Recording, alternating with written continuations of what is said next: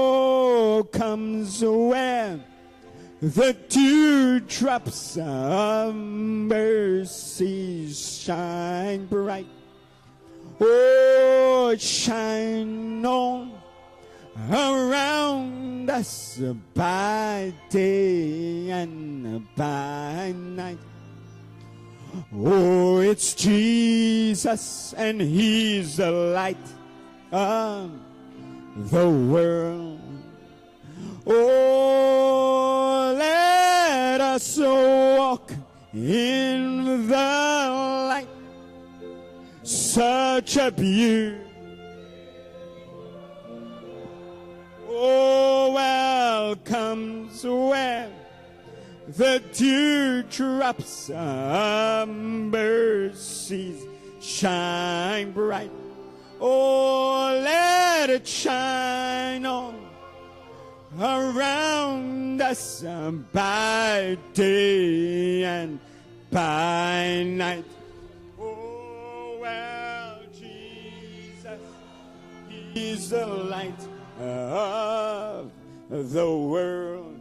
Oh, let's lift our hands, close our eyes. Let us walk in the light. We will walk in.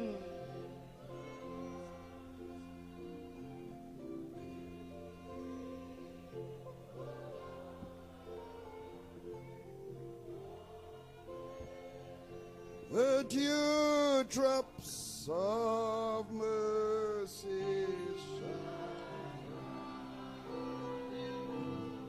shine all around us by day and by night.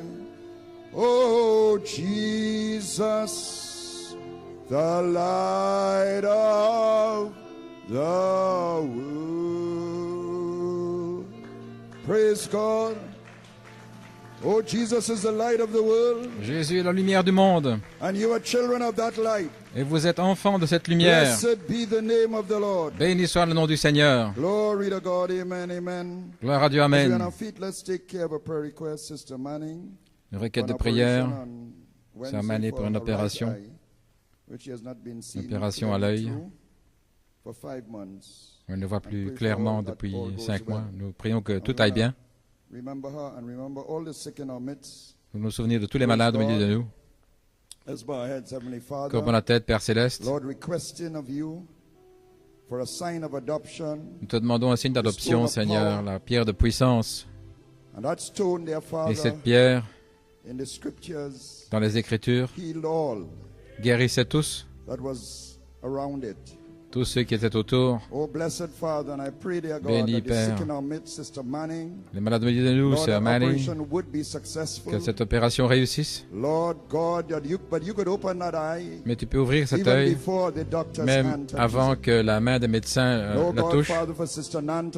Et aussi Sœur Nanton, le problème de rein et tout. Nous savons qu'elle est déjà guérie. Et tous les malades au milieu de nous.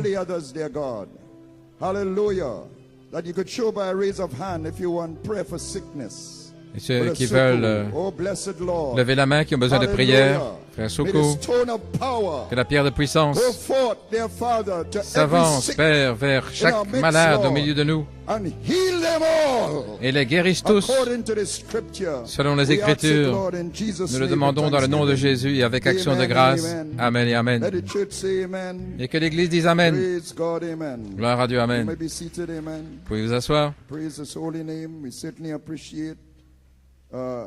Nous apprécions certainement ces commentaires. Hallelujah. Amen. And you know what struck my heart Ce qui a touché mon cœur, c'est lorsque le frère Joël a fait un appel au Caleb de prier pour les jeunes. Je disais dans mon cœur, mon âme dit oui. Donc nous, les Caleb, nous allons prier pour les jeunes. Ils ont besoin de nos prières. Hallelujah. Amen. So I thank God for those precious comments. Je remercie Dieu pour ces précieux commentaires et le service de chant et les musiciens. Amen. God bless you all. Amen. Que Dieu vous bénisse tous. Praise God. Ainsi, bienvenue à tous dans la maison du Seigneur et tous ceux qui sont connectés.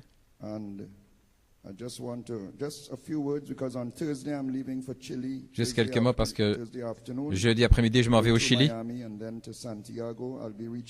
par Miami et puis j'arriverai à Santiago vendredi et puis de la Concepción, 1h30 par avion. Ainsi, vendredi, je devrais arriver là où ont lieu les réunions. Et Concepción, c'est en espagnol pour la conception. Donc, il y a une conception de la semence de notre glorification.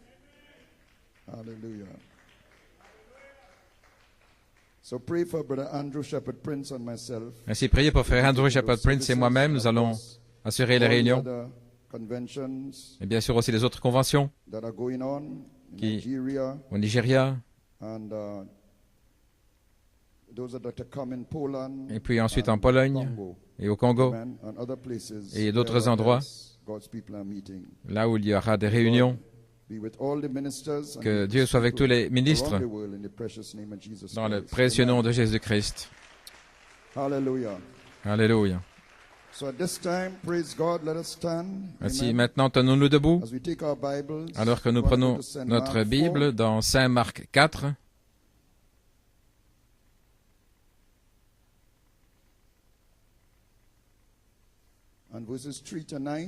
Versets 3 à 9 et aussi de 14 à 20. Deux écritures dans Saint Marc 4 et une autre écriture dans Saint Jean 1, 4 à 9. Dans Marc 4 à partir du verset 3. And we're reading unto verse 9. Hearken, behold, there went out a sower. Écoutez, voici un semeur sorti pour semer. Et il arriva qu'en semant, quelques grains tombèrent le long du chemin, et les oiseaux vinrent et les dévorèrent. Et d'autres tombèrent sur les endroits rocailleux où il n'avait pas beaucoup de terre, et aussitôt ils levèrent, parce qu'ils n'avaient pas une terre profonde. Et quand le soleil se leva, ils furent brûlés, parce qu'ils n'avaient pas de racines, ils furent séchés. Et d'autres tombèrent dans les épines, et les épines montèrent et les étouffèrent, et ils ne donnèrent pas de fruits. Et d'autres tombèrent dans la bonne terre, et donnèrent du fruit montant et croissant, et rapportèrent l'un 30, et l'un 60, et l'un 100. Et il dit, qui a des oreilles pour entendre, qu'il entende. Et puis à partir du verset 14, le semeur sème la parabole. C'est Jésus qui explique la parabole. Ce sont ici ceux qui sont le long du chemin et là où la parole est semée. Et quand ils ont entendu, Satan vient aussitôt et ravit la parole semée dans leur cœur. Et pareillement, ceux qui sont semés sur les endroits rocailleux, ce sont ceux qui, quand ils ont entendu la parole, la reçoivent aussitôt avec joie. Et ils n'ont pas de racines en eux-mêmes, et ne sont que pour un temps. Et puis, quand les afflictions ou les persécutions surviennent à cause de la parole, aussitôt ils sont scandalisés.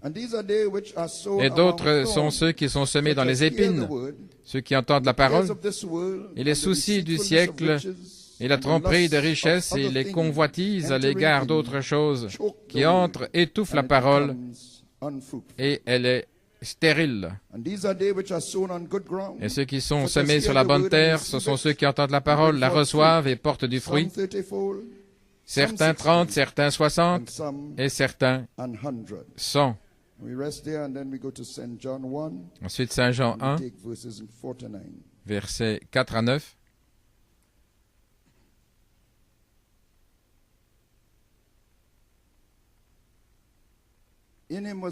En lui était la vie, et la vie était la lumière des hommes.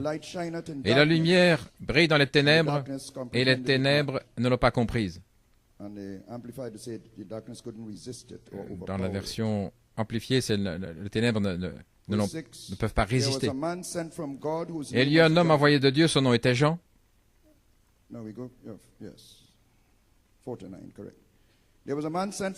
Un homme envoyé de Dieu, son nom était Jean.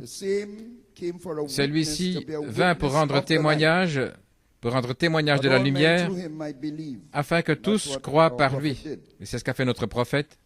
Il n'était pas cette lumière, mais envoyé pour rendre témoignage de la lumière. La vraie lumière était celle qui éclaire tout homme venant dans le monde. Nous allons rester là, que le Seigneur ajoute la bénédiction à la lecture de sa parole. Pouvez-vous asseoir? Tout le monde se sent bien? Vous avez oublié tous les problèmes de la semaine? Concentrez dans la parole pour un instant. Béni soit son saint nom. Mon titre est « La bonne terre pour la semence de glorification ». Et le sujet du fruit, plus de fruits et beaucoup de fruits. Et comme inspiration, les 7 ingrédients de la bonne terre pour notre jour. Les 7 ingrédients de la bonne terre pour notre jour. Donc je répète, une bonne terre, c'est le titre, une bonne terre pour la semence de glorification, le sujet du fruit, plus de fruits et beaucoup de fruits, et comme inspiration, les 7 ingrédients de la bonne terre pour notre jour. Nous avons lu en lui était la lumière, et la vie était la lumière des hommes. Les Écritures disent que Dieu est lumière, et en lui, il n'y a pas de ténèbres. Et la lumière est la vie. La lumière est la vie, la lumière des hommes. Ainsi, la lumière est la vie, ce qui est la vie de la gloire, cette couleur de l'arc-en-ciel, de cette vertu, de la foi, la charité. C'est notre lumière de la vie.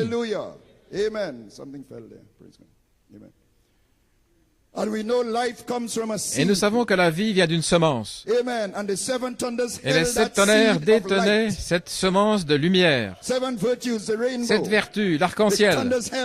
Les tonnerres la détenaient. Et Frère Coleman a trouvé cette semence dans les Écritures de la résurrection. Saint Jean 20 et 21 en particulier. Et ce n'est pas par hasard. J'en dirai plus au Chili. Les Écritures parlent des yeux de votre entendement étant éclairés. Et cela parle de votre entendement spirituel, pas le naturel, mais il y a aussi un entendement spirituel. Il y a une compréhension intellectuelle qui vient de l'intelligence humaine. Quand vous comprenez quelque chose de nouveau, vous apprenez quelque chose de nouveau, ça vous donne une stimulation. Vous dites, oh là là, mes yeux se sont ouverts à ça, je ne l'avais pas vu, dans le naturel. Quelque chose que vous ne connaissiez pas de manière naturelle, ou une nouvelle idée vous frappe si vous êtes un homme d'affaires, une idée d'affaires qui vient et qui vous excite, ou si vous êtes dans la musique, un cantique ou un chant peut vous frapper, ou dans la poésie, une pièce de théâtre, quelque chose peut vous frapper. Tout ça, c'est dans le naturel, intellectuel. Mais c'est de la lumière. C'est une lumière naturelle pour votre esprit. C'est ainsi que vous vous sentez ainsi, vous vous sentez excité, vous êtes prêt à agir, parce que c'est une lumière naturelle. Dans les dessins animés, on montre ça comme une bulle au-dessus de la tête d'une personne. Vous avez déjà vu ça dans des dessins animés ou dans des bandes cartoons. Mais quand ça vient de la révélation de la parole, là, c'est une autre sorte de stimulation. C'est l'œil de l'entendement dont Paul parlait. Et lorsque nous lisons au sujet de l'agneau ayant 7 yeux, Jésus a dit, la lumière du corps est l'œil, et l'épouse est le corps de Christ. Elle a reçu 7 yeux pour comprendre les mystères des 7 sceaux de la Bible. Et ses yeux prennent la lumière du livre ouvert. Gloire à Dieu, Amen. Et avec ces 7 yeux, nous prenons le mystère de Dieu pour notre jour, nous le saisissons, toute la parole, pour comprendre qui Dieu est et qui nous sommes. Il est la lumière, et nous sommes enfants de la lumière. Oh, gloire à Dieu. Et il a dit, si votre œil est simple, s'il est sain, tout votre corps sera plein de lumière. Mais si votre œil est méchant, votre corps sera plein de ténèbres. Et il continue en disant, si donc la lumière qui est en vous est ténèbres, les ténèbres elles-mêmes, combien grandes seront-elles? Autrement dit, si par l'intellect, cette lumière naturelle, si vous rejetez la lumière pour votre jour, alors la lampe que vous utilisez, l'intellect, c'est cette lampe, mais vous l'utilisez pour rejeter la véritable lumière. Vous comprenez? C'est un œil, cet intellect, c'est comme un œil. Mais vous l'utilisez pour rejeter la véritable lumière. Alors cela, cette lumière intellectuelle devient ténèbres. Si la lumière qui est en vous est ténèbres, les ténèbres elles-mêmes, dans votre âme, à l'intérieur, combien elles seront grandes, ces ténèbres, qui éteignent la véritable lumière.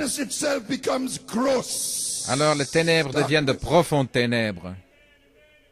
Ceux qui utilisent leur entendement intellectuel pour rejeter « Je suis Saint-Esprit » bloquent la véritable lumière de la révélation. C'est pourquoi ils marchent dans les ténèbres. Oui. Alléluia.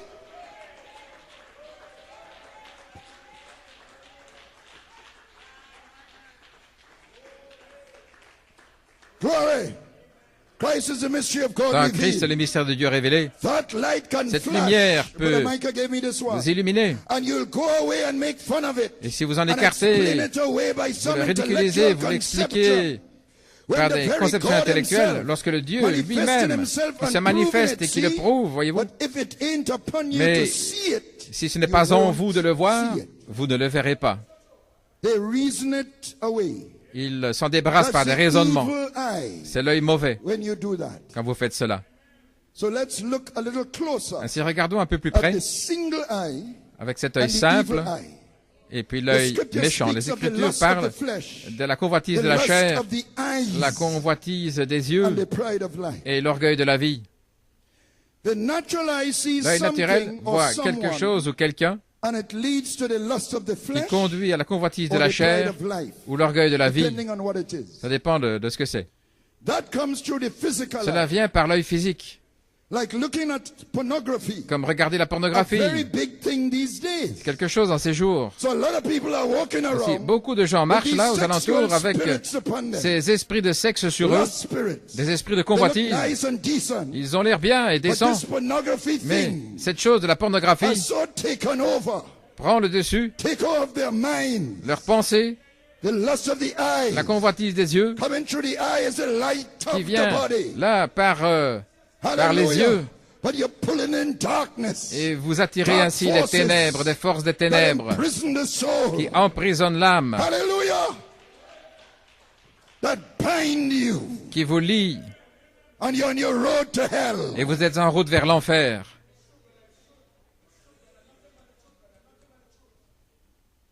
Amen. Et c'est la même chose avec l'orgueil de la vie. Les gens voient des grands chanteurs, des étoiles du cinéma ou des grands sportifs, et ils veulent être comme eux. Des gens qui vivent dans de belles maisons, de belles voitures, qui apprécient un grand statut de la vie, et ils veulent être comme cela. C'est la convoitise pour des grandes choses. Et cela vient au travers des yeux, c'est la lumière du corps. Alors vous raisonnez comment vous pouvez accomplir ce que vous voyez, que ce soit la convoitise de la chair ou l'orgueil de la vie. Et certains rejettent leur conscience quand ils veulent quelque chose désespérément. Ils se persuadent que rien ne va pas dans ce qu'ils font. Il n'y a rien de mal. Tout le monde le fait. Et même les gens d'église font cela. Passer un peu d'argent et puis ils auront le terrain.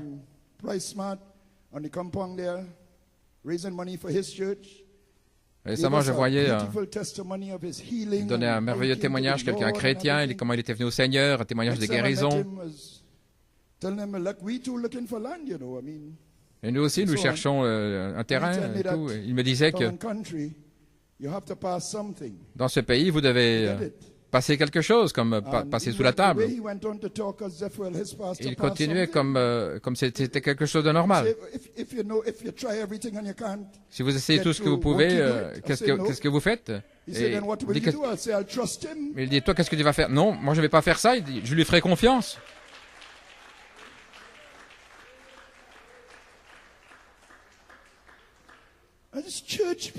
Et ce sont des gens d'église avec des témoignages. Tout le monde le fait. Même des gens d'église le font. Leurs affections prennent le contrôle de leur conscience, leur désir pour ce qu'ils veulent. Et tous les sens coopèrent pour coopérer avec ce que leurs yeux désirent. Donc cela nourrit l'imaginaire à l'intérieur, leur œil imaginaire, leur imagination. Et tout concourt pour que cela se passe. C'est l'œil mauvais qui agit. Les gens font des meurtres pour ces choses. Il y a même des gens qui tuent leur propre famille pour avoir le terrain ou la maison que leur père meurt. Et ça commence tout simplement avec la convoitise des yeux. Voilà où ça commence. Donc c'est l'œil mauvais, juste là. Mais regardez où ça se termine. Ça se termine dans des meurtres. Avec une telle convoitise. Des ténèbres. Profondes ténèbres. Même des croyants authentiques doivent faire attention à cette imagination. Parce qu'ici nous avons une promesse et nous la voulons. Et c'est bien de désirer une promesse.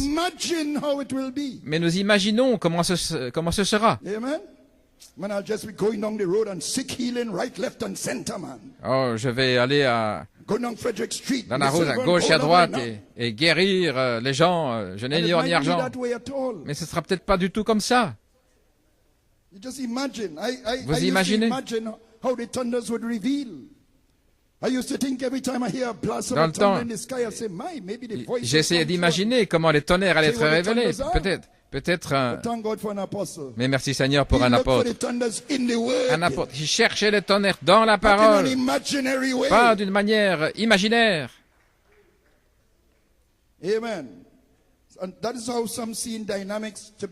Voici comment certains voient la dynamique. Ils ne voient pas que la dynamique, ça se passe maintenant même. Ça s'accomplit maintenant même. Ils ne le voient pas. Ils continuent d'attendre. Quand la dynamique viendra, vous n'avez pas encore vu la puissance. Mais la puissance, c'est la victoire sur le péché.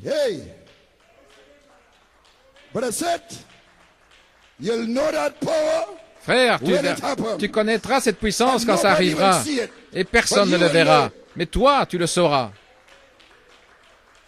C'est la victoire sur le péché et la pureté à l'intérieur. Pour briser les liens, pour briser les forces des ténèbres qui agissent dans votre vie. C'est ça la puissance. C'est la dynamique sur la mécanique des 7 vertus. C'est la lumière de la vie. Les signes suivront cela. Les signes vont suivre cela. Jésus dit, une génération adultère cherche un signe. Oh, comment suis-je arrivé là? Je ne sais pas. Quand cela vient selon la parole, mais pas comment vous l'avez imaginé, sans avoir le risque de ne pas l'accepter parce que ça n'est pas venu selon votre imagination.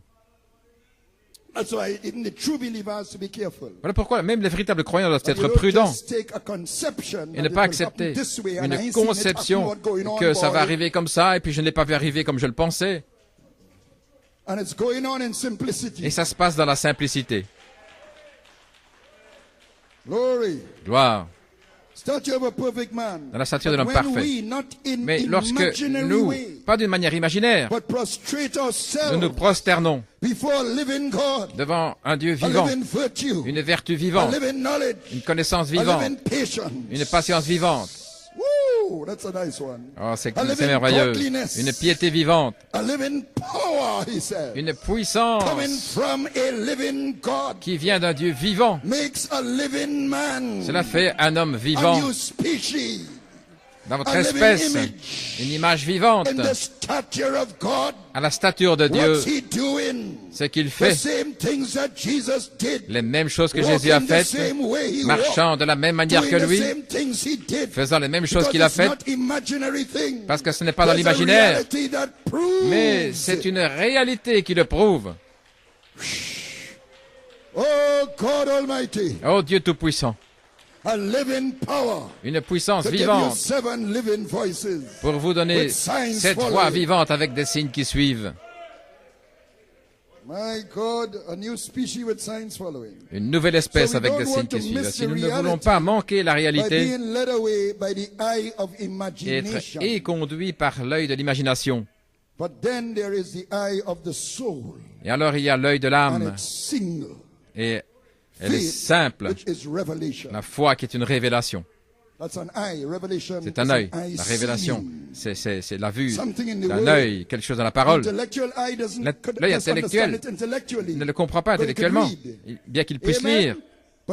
Mais l'œil de la révélation le voit, le saisit. Alléluia. C'est l'œil du sixième sens qui ne voit que la parole au temps présent. L'œil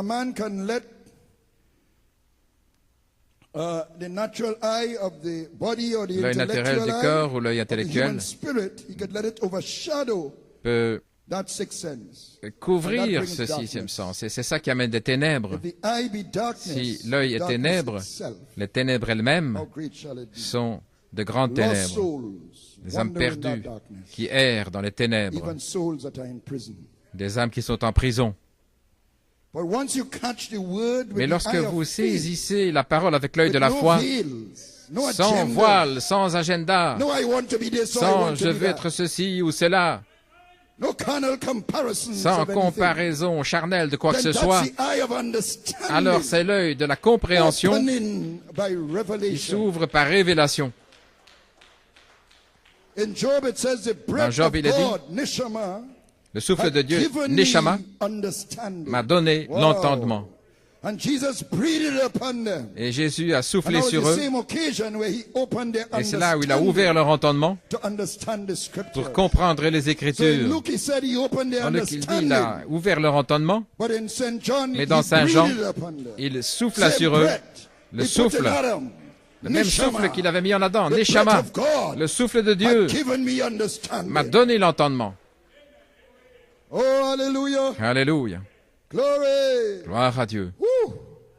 C'est le même souffle qu'il a soufflé en Adam. Et cela vous donne un œil simple. Regardez comment le prophète en parle dans cette citation, dans la stature de l'homme parfait. La convoitise de l'argent, la convoitise des grandes choses, la convoitise de popularité.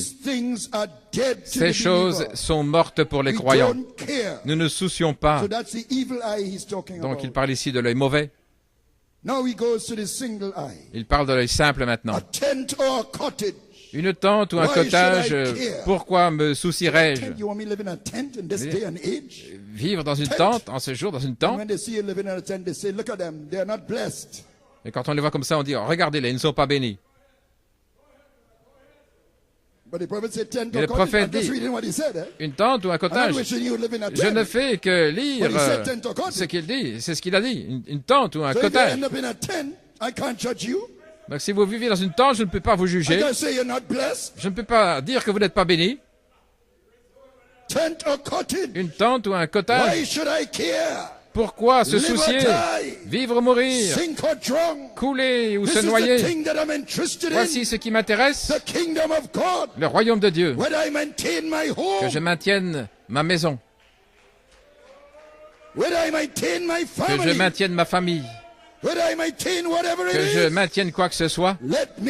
Laissez-moi maintenir Christ, l'espérance de la gloire. Construis-moi, Seigneur, en ceci. Que Christ soit ma tête et agit à travers moi sur ma fondation, ma foi qui est en lui. Que la vertu, la connaissance, la tempérance, la patience, la piété et l'affection fraternelle agissent en moi. Oh Seigneur, c'est ma prière. C'est la prière. Vous êtes là dans une tente sur vos genoux, en priant pour les vertus, c'est qu'il y a la tente de Dieu et il veillera aux autres choses. Il sait ce dont vous avez besoin. Mais si vous aboutissez dans une tente, eh bien, mettez-vous à genoux et priez pour la véritable tente. Et il prendra soin de la tente naturelle. Mon Dieu, vivre ou mourir, couler ou se noyer, dénomination ou pas, ami ou pas, que cela agisse en moi. Alléluia. L'œil est simple, centré sur une chose et une chose seule, l'exigence de la parole pour votre jour. Centré. C'est l'œil. La semence de la lumière de la vie de Dieu est semée par l'œil spirituel de l'entendement par révélation.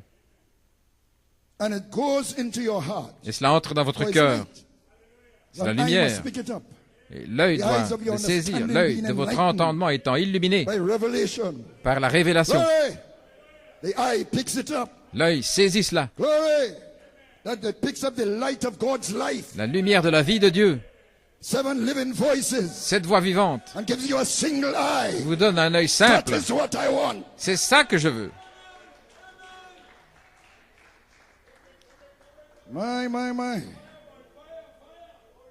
Et quand cette semence prend vie, alors votre glorification a commencé. Tout d'abord, dans l'adoption spirituelle, ensuite la rédemption du corps. Écoutez-le. Le vêtement de Jésus resplendissait comme le soleil au milieu du jour. Qu'était-ce? Qui avait mis une robe sur lui, comme dans l'adoption, dans une condition glorifiée. Et en parlant de la même chose, il dit, dans le son incertain, que faisait-il là? Il se révélait d'une autre manière,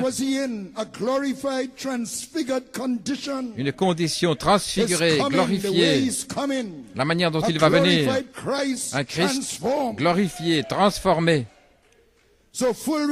La pleine rédemption, c'est de produire un homme glorifié sur la terre. C'est l'homme qui est différent de ce serpent. Totalement différent. Et la rédemption signifie ramener. Mais voici une question. Est-ce que Adam a abandonné son corps glorifié en ne mangeant pas de l'arbre de vie? Et sommes-nous rachetés à cela?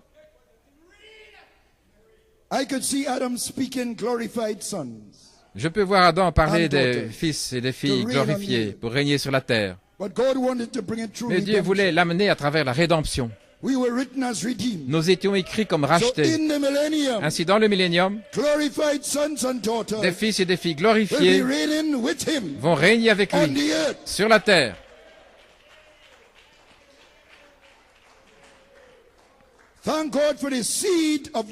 Merci Seigneur pour la semence de votre condition glorifiée. Quand l'heure est venue pour que le Fils de l'homme soit glorifié, cela a tonné. C'est lorsque Jésus a dit, Père, glorifie ton nom. Et la voix a dit, je l'ai déjà glorifié et je le glorifierai encore. Maintenant l'heure est venue pour que l'épouse soit glorifiée, la partie féminine. Et les seaux se sont ouverts avec un tonnerre. Et le germe semence est venu d'un fils adopté, le prophète. Il est venu pour que le Père glorifie son nom à nouveau dans l'épouse. Et juste avant que vienne « Je suis Saint-Esprit », cela tonnait à Enugu lorsque cette écriture a été parlée. Un véritable tonnerre. Père, glorifie ton nom. Ainsi, je suis Saint-Esprit est la semence de votre condition glorifiée, de votre état glorifié. Cela révèle la différence entre l'hybride et l'original. Cela identifie l'homme originel. Cela a séparé l'homme hybride. Et Joël en a parlé. Je l'avais écrit. Cela a séparé l'homme hybride qui est venu de l'arbre de la connaissance du bien et du mal, de l'homme originel qui vient de l'arbre de vie, ce qui est l'homme glorifié. C'est l'espèce et nous donnons ce nom, l'homme glorifié. À chaque semence, son propre corps. Ainsi, à cette semence sous le 7e sceau, un corps glorifié.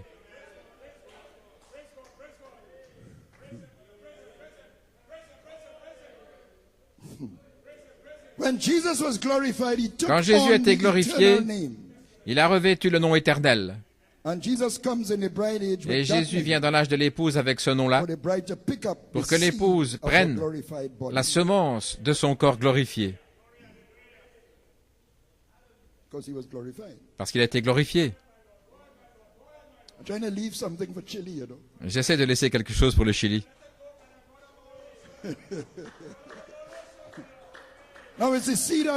Maintenant, c'est la semence de lumière, la véritable lumière qui illumine tout homme qui vient dans le monde.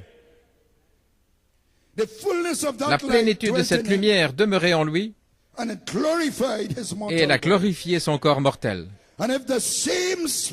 Et si le même esprit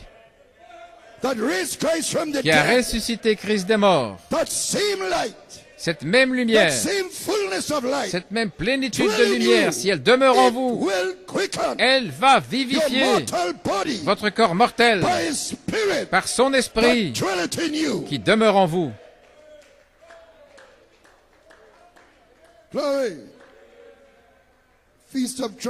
Dans la fête des trompettes, il dit, nous vivons dans l'âge dans lequel sera sa venue. Elle doit être identifiée en lui. Toute femme doit être identifiée avec son mari, car les deux sont un. Et l'épouse de Christ doit être identifiée avec lui, car les deux sont un. Et il est la parole, pas la dénomination, la parole. Nous devons être les enfants de la lumière et la parole qui est faite lumière pour cet âge. Comment connaissons-nous la lumière? À moins qu'elle ne vienne de la parole. Très bien. La parole faite chair est la lumière de l'âge. Quand vous la verrez, la Bible le dit. Quand vous le voyez. Si votre œil d'imagination le voit d'une certaine manière, quand Dieu vient l'accomplir autrement, dans la simplicité,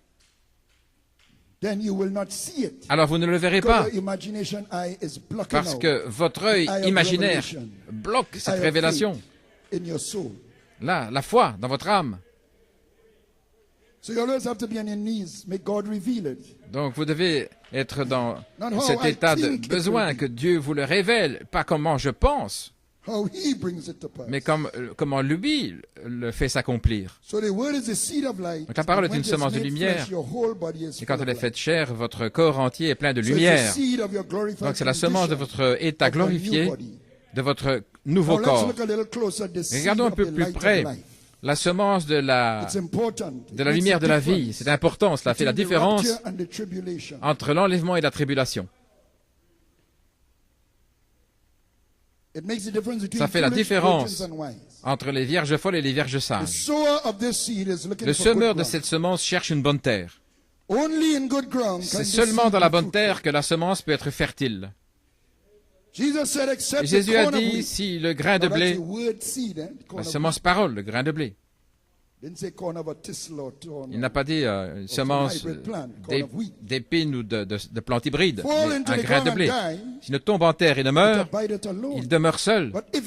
Mais s'il meurt, il porte beaucoup de fruits. Donc, que je redise un peu cette écriture pour la rendre plus claire. Si la semence parole ne tombe dans la bonne terre et ne meurt comme une semence, elle va rester une semence au point où elle ne pourra plus se reproduire. Parce qu'une semence a une durée de vie. Et si vous mettez trop longtemps une semence, elle ne sera plus viable. Elle ne pourra plus se reproduire. Voilà pourquoi nous devons faire attention à l'horloge, Israël, pour le temps, afin d'être à genoux et de dire, Seigneur, fais sortir les épines, fais sortir, que je sois une bonne terre. Parce que la semence est en vous, mais elle a besoin d'une bonne terre. À toi la gloire. Ça va faire sortir tout. Cette semence va devenir légaliste et propre justice, sinon. Mais la semence de votre état glorifié, si elle est plantée dans une bonne terre, va produire des fils et des filles glorifiés de Dieu. Des enfants de la lumière, des étoiles du matin, Christ, la lumière du monde, en eux, l'espérance de la gloire excellente, une lumière merveilleuse. Donc si elle meurt comme semence, autrement dit, si elle germe, alors elle est transformée de semence en une plante. Alors elle porte beaucoup de fruits. Mais il faut une bonne terre pour que ceci arrive. Et c'est là où vient la mort à soi-même. La terre. Et vous êtes la semence aussi. Nous allons en parler. Jésus a dit, la bonne terre, c'est un cœur bon et honnête. Suivez-moi maintenant. C'est un cœur qui est centré sur la vérité et rien d'autre. Seigneur, même si ça me tue, donne-moi la vérité. Peu importe combien le pasteur parle durement, mais si c'est la vérité, donne-la-moi.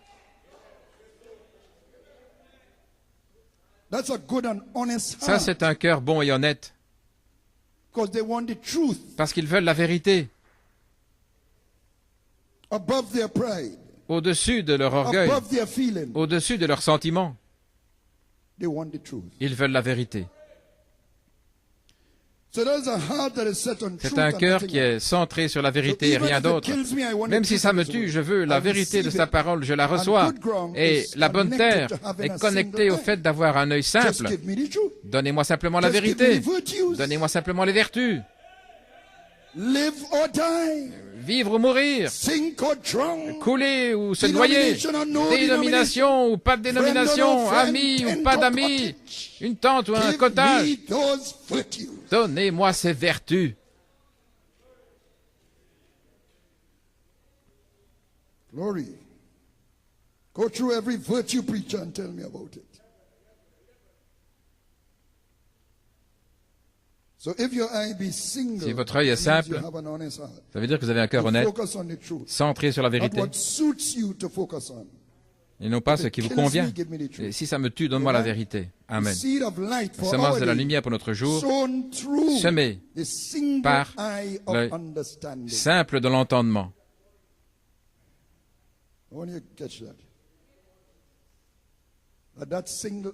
Cet œil simple, laissez-moi le dire clairement, ce sont ces vertus.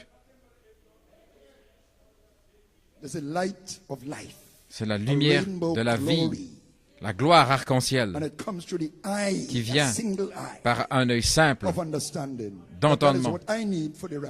Et c'est de ça que j'ai besoin pour l'enlèvement, rien d'autre. Peu importe, riche ou pauvre, rien d'autre. C'est ce qu'il me faut pour l'enlèvement. C'est ce que frère Nanton, c'est ce qu'il a besoin pour l'enlèvement.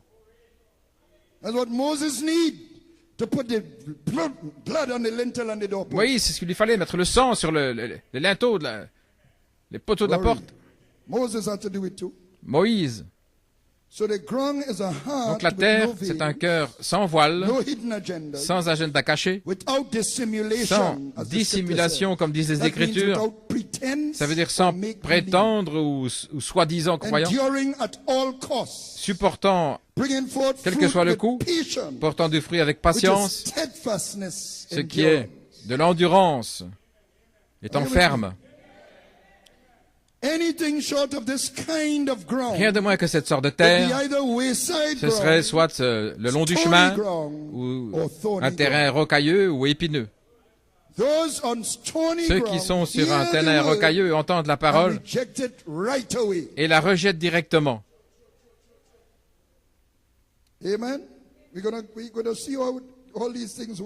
Nous allons voir comment tout ça agit. Ils la rejettent directement.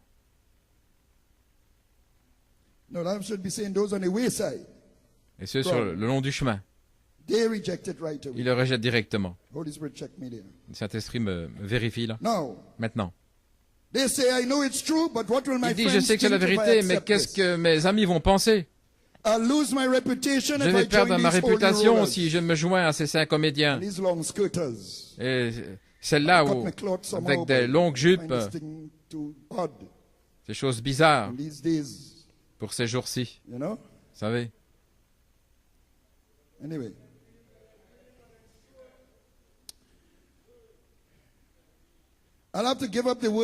devrais abandonner les choses mondaines que j'aime tellement, je ne peux pas accepter cela.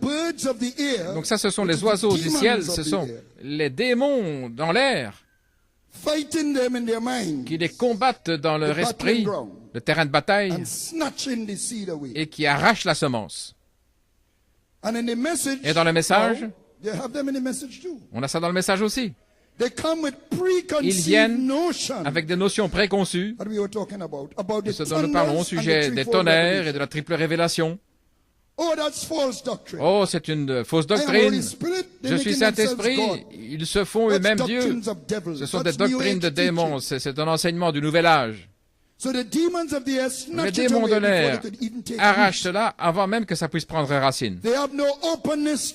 Ils n'ont pas d'ouverture pour la vérité à cause de voiles doctrinaux ou légalistes. Ainsi, le diable arrache la semence pour leur jour. Ce sont là le long du chemin.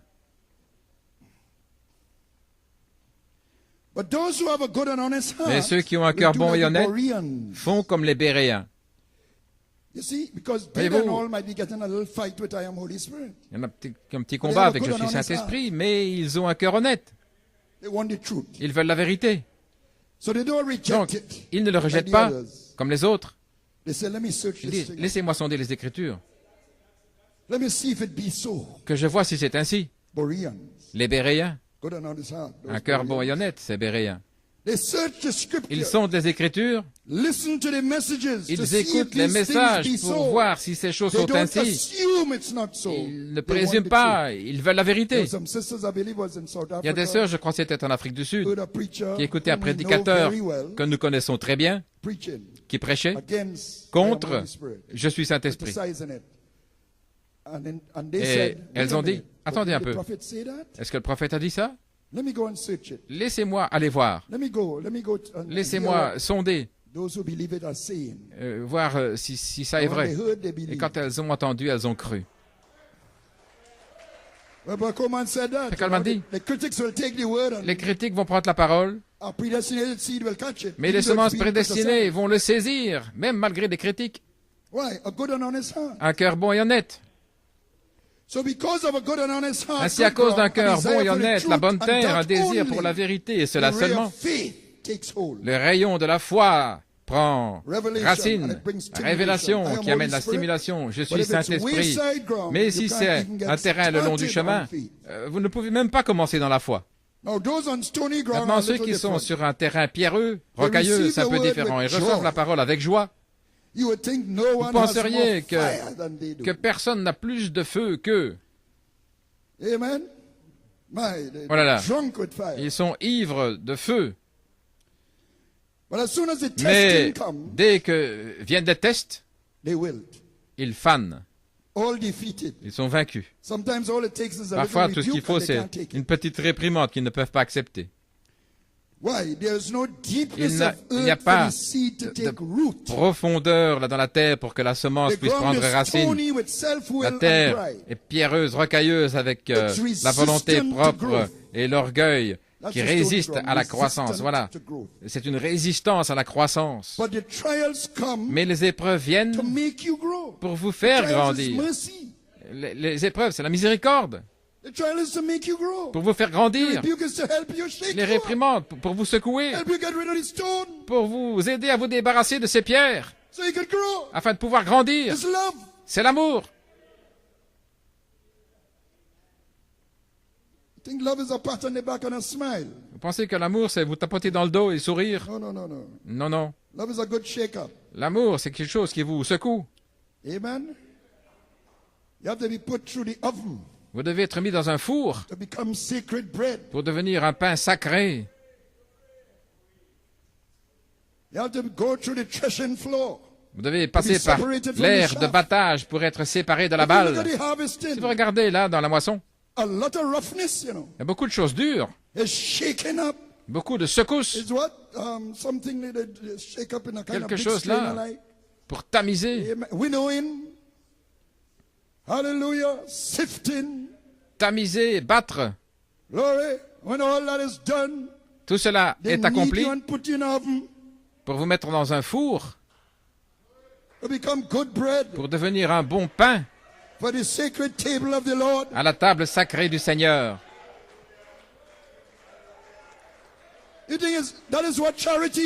C'est ce que fait la charité. Pensez que c'est simplement gentil, je t'aime frère, peu importe ce que tu crois. Même si tu dis que je crois Saint-Esprit, c'est la doctrine des démons, tout va bien. C'est ça la charité? Non, c'est du non-sens. Amen. Pour le dire avec douceur. Oh, blessed Father. Oh, Père béni. It comes to till the soil. Les épreuves viennent pour travailler la terre, pour vous secouer. Et celui qui est honnête dans son cœur sait cela. Ainsi, lorsque viennent les épreuves, ils se mettent à genoux.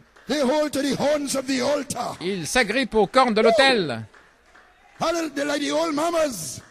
Ils sont là comme les vieilles mères qui crient là au pied de la croix.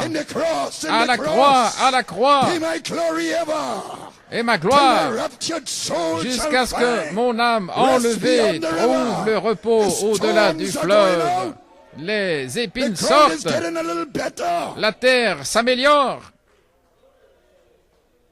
Est-ce que Jésus doit porter la croix seul? Ils deviennent plus sincères, ils ne sont pas résistants à la croissance. Ils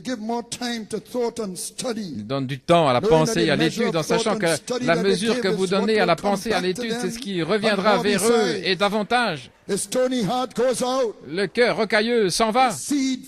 La semence trouve la profondeur de la terre.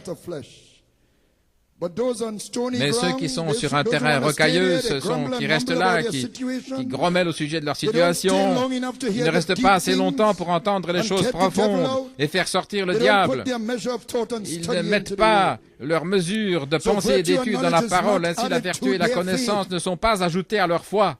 Le long du chemin, ils n'ont pas de foi du tout. Ils rejettent la foi. Mais ceux qui sont sur la bonne terre la reçoivent. Et sur des terrains rocailleux, ils l'ont accepté, mais ils n'ont pas la vertu et la connaissance, la profondeur. Ils sèchent et ils deviennent stériles. Regardez la femme syrophénicienne, il avait appelé un chien, mais elle a dit oui Seigneur, même les chiens mangent les miettes qui tombent de la table du maître. Voyez-vous la profondeur de la terre, une bonne terre.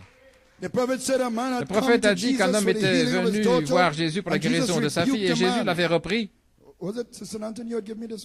C'est toi, c'est Anton qui m'a donné. Et il avait repris pour voir s'il pouvait le supporter. Pouvez-vous supporter la chaleur et ne pas vous en aller? Je pense que Frère Coleman disait cela. Et Jésus a dit, à moins de voir un signe, vous n'allez pas croire. Mais cet homme s'est humilié. Et Jésus a prononcé la guérison sur sa fille. Une profondeur de la terre, la vertu et la connaissance étant ajoutées. Gloire, oh, je me sens bien. Oh, je sens que je suis en ligne.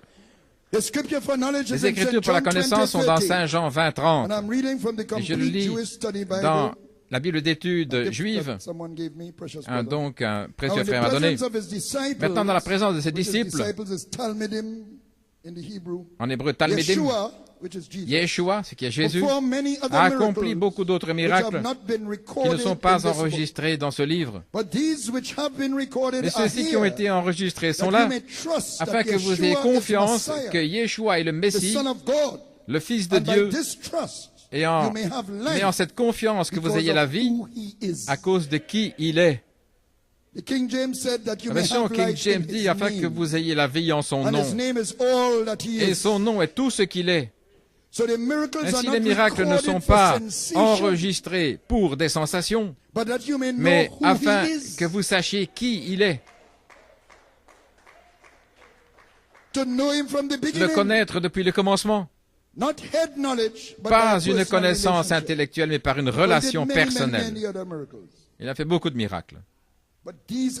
Mais ceux-ci sont enregistrés afin que vous sachiez qu'il est le Messie.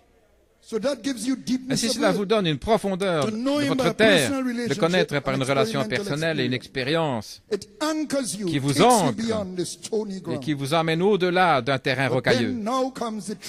Et ensuite viennent maintenant là où c'est un piège.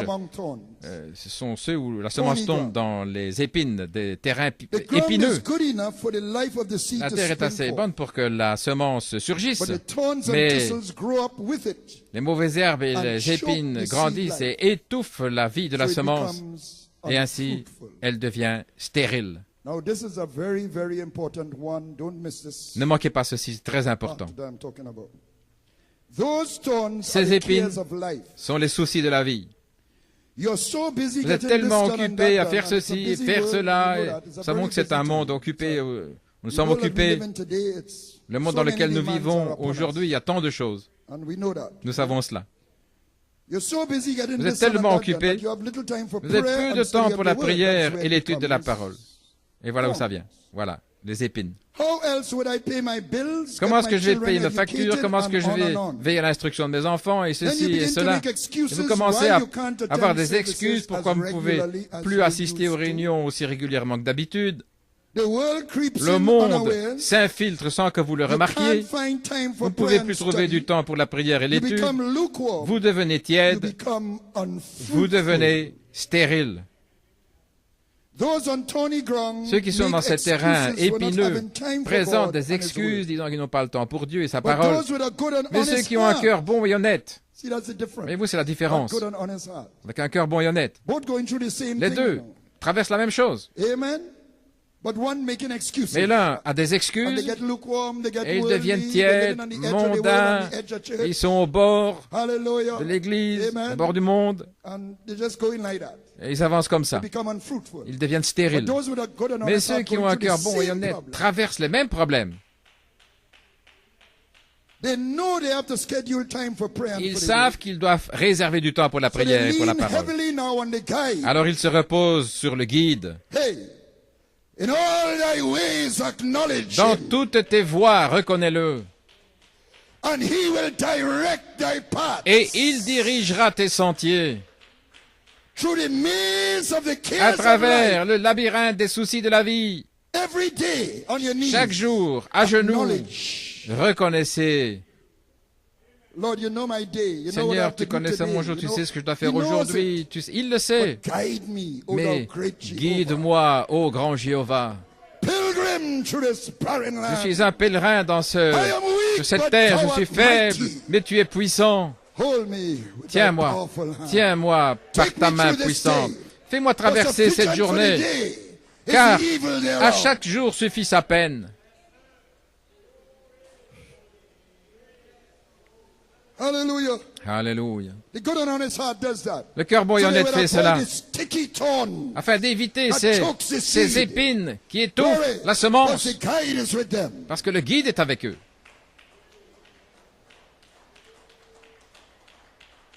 They know they need Christ-directed Ils savent service qu'ils ont besoin du service dirigé amidst par the many Christ. cares of life. Là, parmi tous They les know that if they put soucis de him la vie, first in their everyday life, ils doivent le mettre en they premier will dans leur vie catch more quotidienne fish s'ils than veulent they saisir thought possible otherwise. plus de poissons qu'ils ne pensaient autrement. Temperance, La tempérance, Christ-directed le service, service dirigé par Christ, takes them beyond les emmène thorny ground. au-delà d'un terrain épineux. They hear that still small voice. Ils entendent cette petite voix douce. Leave this for tomorrow. Laisse ceci pour demain. Put that task off for next week. Remets cette tâche la semaine prochaine. Take up your Bible. Prends ta Bible. Pray now. Prie maintenant. Sufficient for the day is the evil À thereof. chaque jour suffit sa peine. Temperance brings the cares La of tempérance life amène under les divine soucis de la vie control. sous le contrôle Yeah. divin. Yes, saith the Spirit. Oui, dit l'Esprit.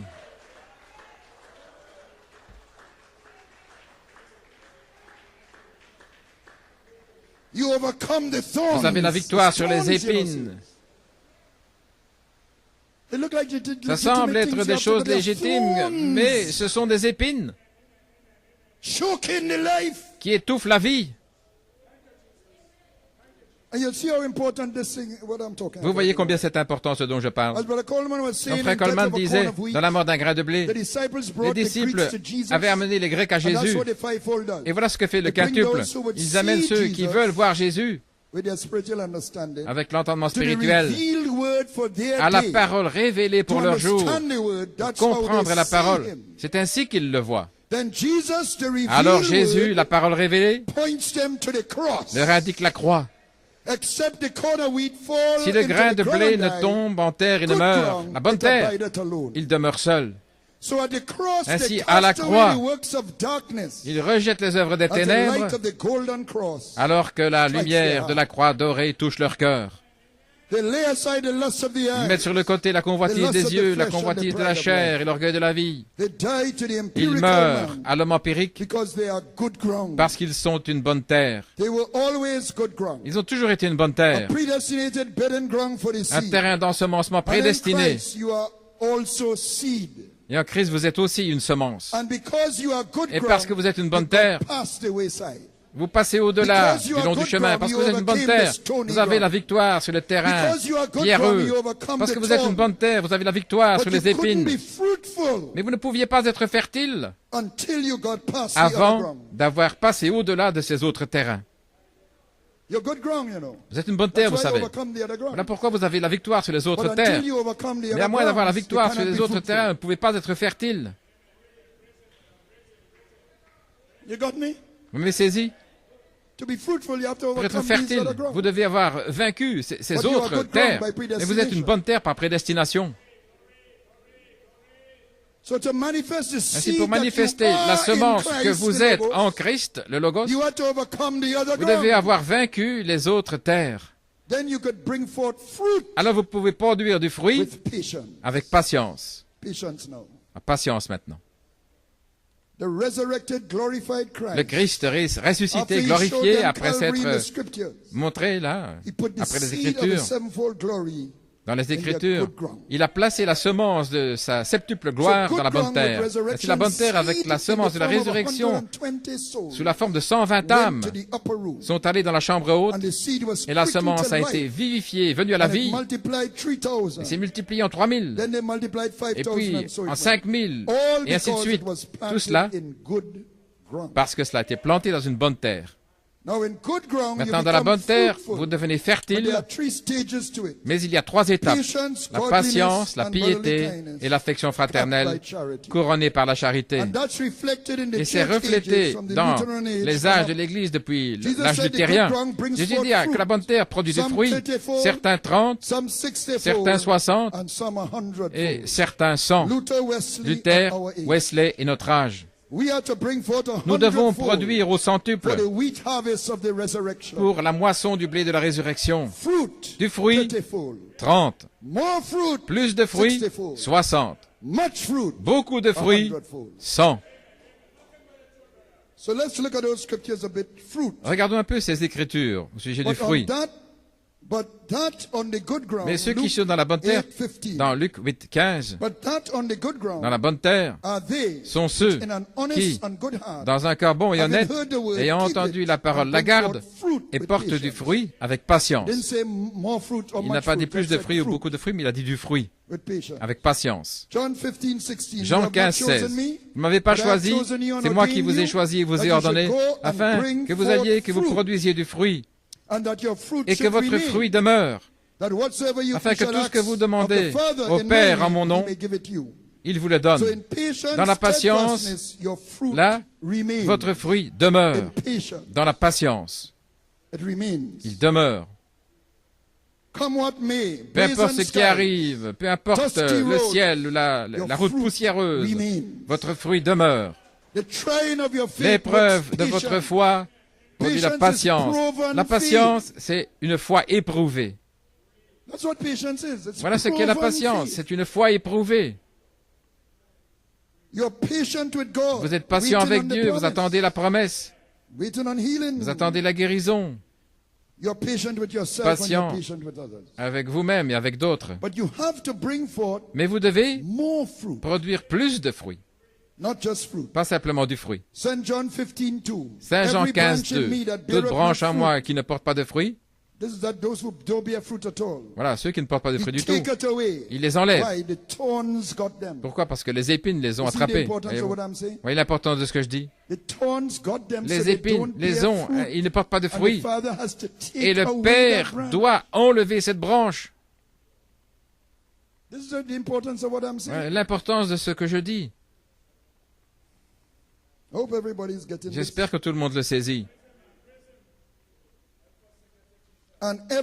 Et toute branche qui porte du fruit dans la patience, il la purifie dans la piété afin qu'elle porte plus de fruits.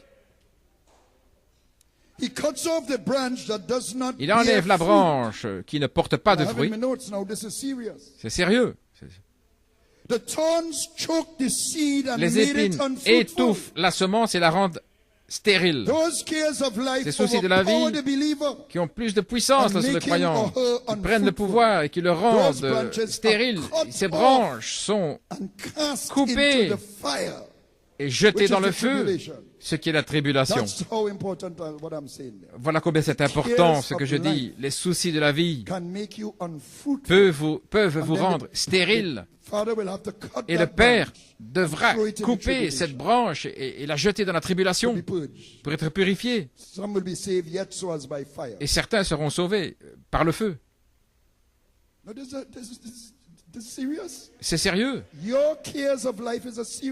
Les soucis de la vie sont une chose sérieuse, une menace sérieuse. Nous devons avertir. Je ne dis pas vous êtes prédestinés, vous arrivez, et puis passons la journée comme ça sans se soucier. Non, une semence prédestinée n'agit pas comme ça. Maintenant, ceux qui portent du fruit, il les purifie. Et la parole, là, taille. Vous portez du fruit. Et parfois, nous nous plaignons. Seigneur, je porte du fruit, mais vous devez être purifié. Pourquoi cette épreuve? Pourquoi est-ce que ceci doit m'arriver? Seigneur, je te sers. Et vous devez être taillé parce qu'il veut plus de fruits. Il veut plus de fruits.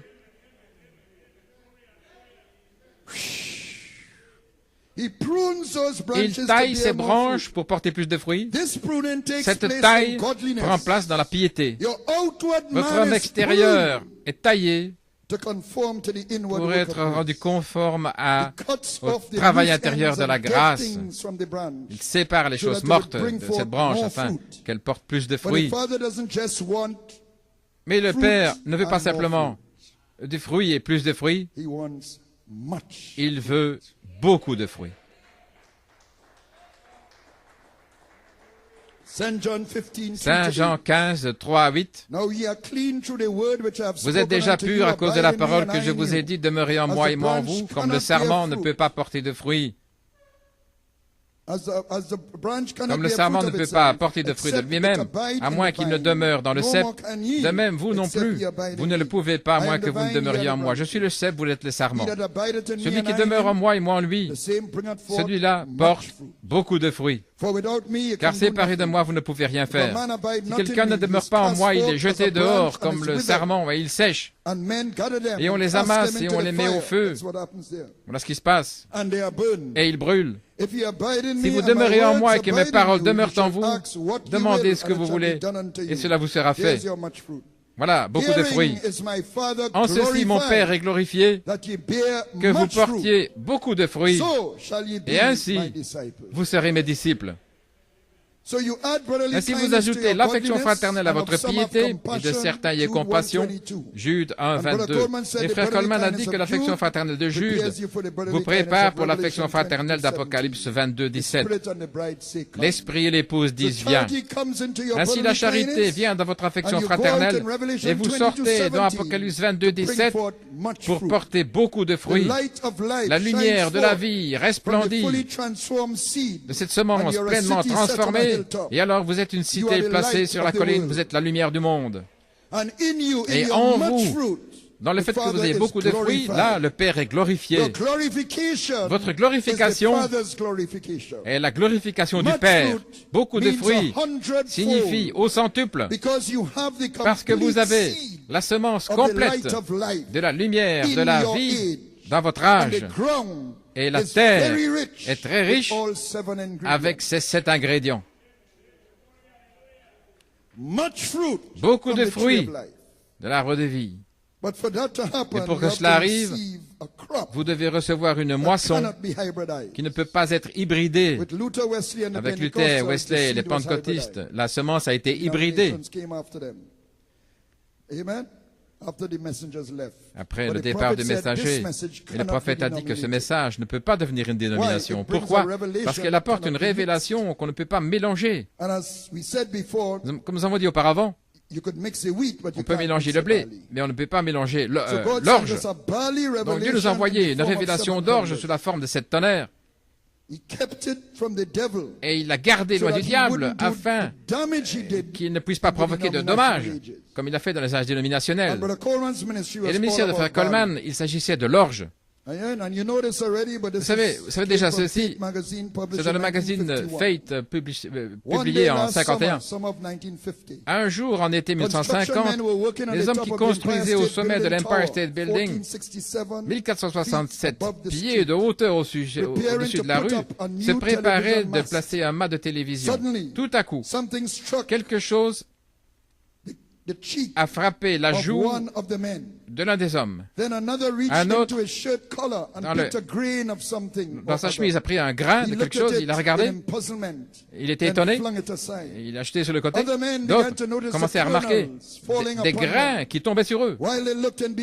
En regardant tout étonné, il y a tout un paquet de grains qui sont tombés sur les hommes, qui a frappé leur visage, leur cou et qui rebondissaient sur le sol. D'où cela venait-il? Il n'y avait pas d'avion au-dessus d'eux. Ils n'en voyaient pas. Il n'y avait pas de vent, pas de tempête, bien qu'il y ait des nuages. Cependant, les grains continuaient de tomber.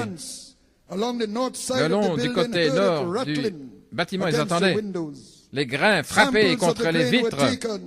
On a pris des exemples de ces grains vers un chimiste, Michael Lauro, qui a identifié ces grains comme étant de l'orge.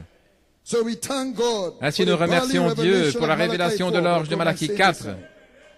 un petit signe du côté nord de l'Empire State Building, là où nous étions rassemblés entre 1964 et 1972. Et lorsque Frère Coleman envoyait des commentaires à l'église, il disait que ces commentaires étaient des fragments de 12 paniers d'orge qui étaient là après avoir nourri les 5000. Lorsque nous sommes arrivés à la page 304, nous, le blé, nous avons eu une révélation de l'orge en nous, un triple mystère que les tonnerres ont fait retentir, et cela ne peut pas être mélangé. Et nous allons produire au centuple une moisson du blé, la glorification de l'épouse. Et il n'y en aura pas beaucoup, mais elle sera là. Maintenant, cette révélation est un roc, comme a dit frère Joël aussi ce matin. Notre terre n'est pas rocailleuse, mais elle est fondée sur un roc solide, profondément, parce qu'il y a une profondeur. Aucune lumière n'avait jamais brillé sur ce roc auparavant. Le prophète a utilisé Genèse 1 comme type.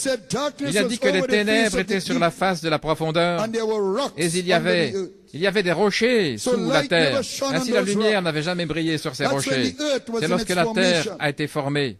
Et le roc du triple mystère n'a jamais été exposé à la lumière avant ce jour. Ça a été gardé secret. Dans les âges de l'Église, cela était en train d'être formé.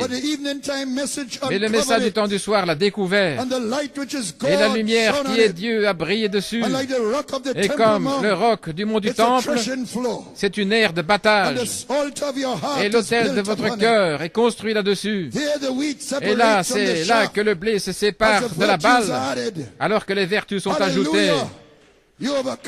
Vous avez vaincu ceux qui sont le long du chemin, et les rocailleux, et les épineux. Vous avez traversé la patience avec du fruit, la piété avec plus de fruits, et puis vous arrivez là au triple mystère.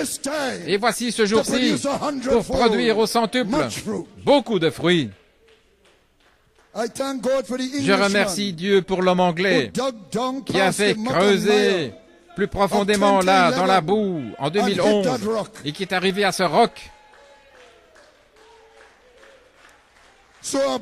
afin qu'un pont, avec une solide fondation, puisse être construit depuis un baptême spirituel du Saint-Esprit au pays de la gloire, le pont éphésien.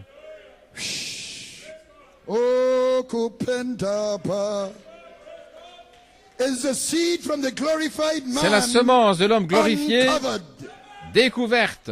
Joseph perfection. Et ce roc a JVHU à l'intérieur. Dieu avec sa famille. Le Père des Lumières. Avec ses enfants de la lumière, produisant beaucoup de fruits. Ce roc est notre pierre de puissance. Et voici ma prière. Je me prépare à terminer. Seigneur, donne-nous cette pierre de puissance comme signe dans cette saison de l'adoption.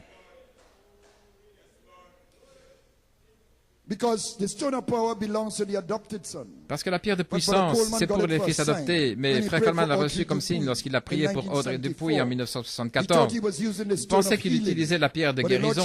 Mais le Seigneur lui a montré qu'il avait prêché la pierre de puissance à Macon en Géorgie. Quand il a prêché le ministère de l'étoile du matin, il a prêché la pierre de guérison quand il a prêché le certain et compassion. Il a prêché la pierre de révélation quand il a prêché la gerbe agitée. Et quand il a prêché le ministère de l'étoile du matin, cette lumière, là, que l'étoile du matin brille dans votre cœur, il avait prêché la pierre de puissance. Et il ne le savait pas. Mais Dieu lui avait donné la pierre de puissance, là, pour traiter, pour s'occuper de ce caillot de sang qui était dans la poitrine d'Audrey Dupuis. Il pensait que c'était la pierre de guérison, mais non, c'était la même pierre de puissance qui avait maudit le figuier. C'est la pierre de puissance. Quand la saison a changé, ne pouvaient pas exercer cette pierre de guérison comme auparavant. C'était le temps de l'adoption. Il avait besoin d'une autre pierre. Oh, ça vient juste de tomber fraîchement.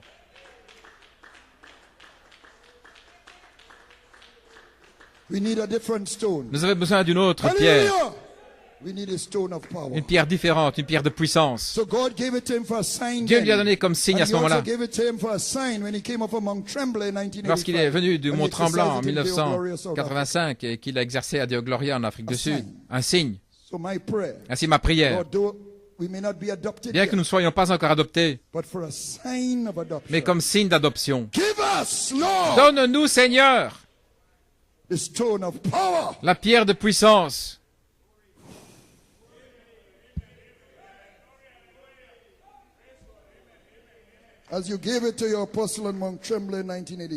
Comme tu l'as donné à ton serviteur au Mont Tremblant en 1985, que les malades soient guéris. Chacun d'eux, chacun d'eux, chacun d'eux.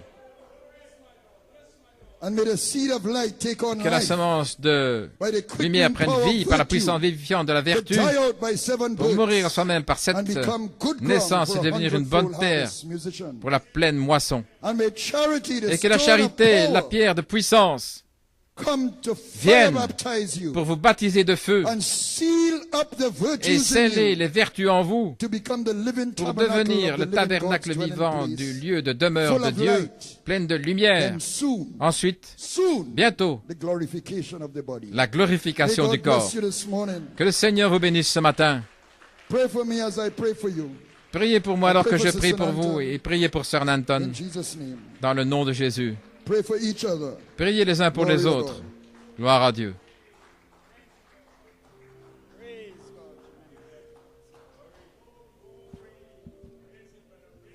Praise God. Let's just lift our hands and worship Him. Thank Him. Oh, my.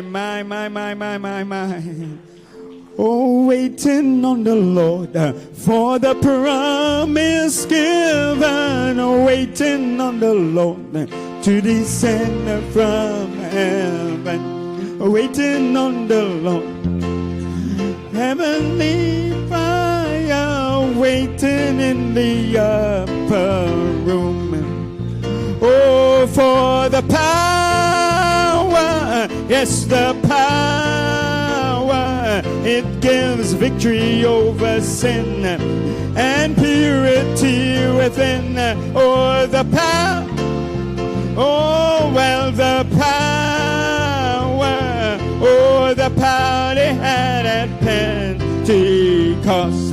Oh, sing the power, oh, well, the power, it gives victory over sin, oh, and purity within. Oh, the power, oh, well, the power, oh, the power they had at Pentecost. Oh, we are waiting on the Lord, giving all to Jesus, waiting on the Lord, till from sin He frees us, waiting on the Lord for the heavenly breezes. We're waiting in the upper room. Oh, for the power, oh yes, the power, it gives victory over sin and purity within. The power, oh Lord, the power they had at then. Waiting on the Lord, longing to mount higher. We're waiting on, we're longing to mount higher, waiting, having great desire, oh, waiting for the heavenly fire, waiting in the upper room. Oh, for the power, oh yes, the power, it gives victory over sin and purity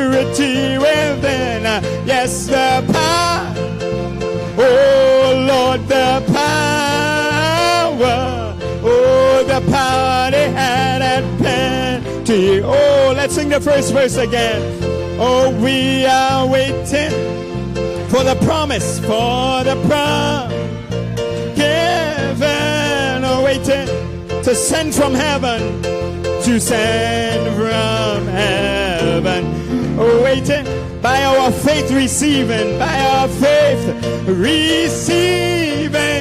oh, waiting in the upper room, oh, for the power, oh yes, the power, it gives victory over sin, oh, and purity within, oh, the power, oh, the power, oh, the power they had at Pentecost. One more time, oh, the power, oh, the power, oh, victory over sin, well, purity within, oh, the power, oh, yes, the power, oh, the power, oh, sounds good, just one more time, Lord, would you send the power, oh my, the power, it gives victory over sin, oh, and purity, oh, the power, oh my, the power they had at Pentecost. Oh my, oh, let the beauty of Jesus be seen in me. Oh, well, Lord, His wonderful passion and purity.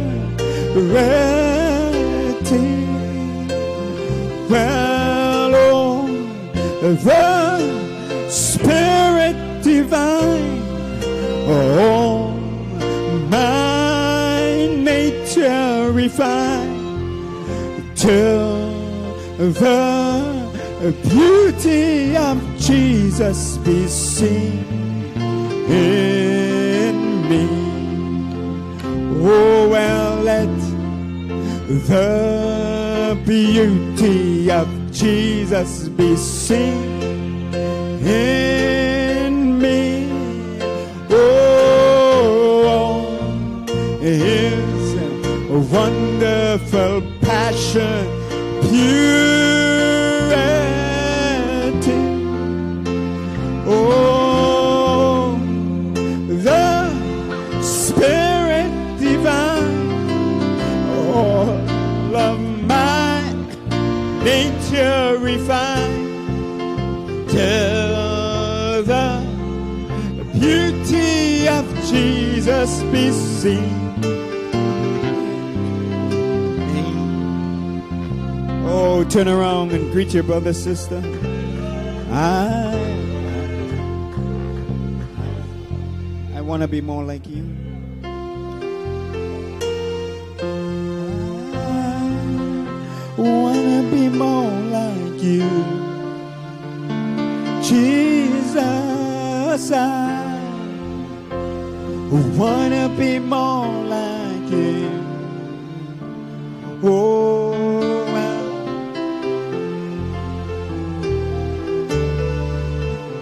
well, I